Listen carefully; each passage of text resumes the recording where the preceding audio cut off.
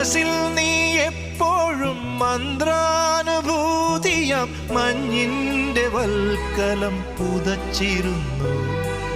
തുടിയായി ഞാൻ ഉണരുമ്പോൾ ഇടനെഞ്ചിൽ നീ എന്നും ഒരു രുദ്രതാളമായി ചേർന്നിരുന്നു.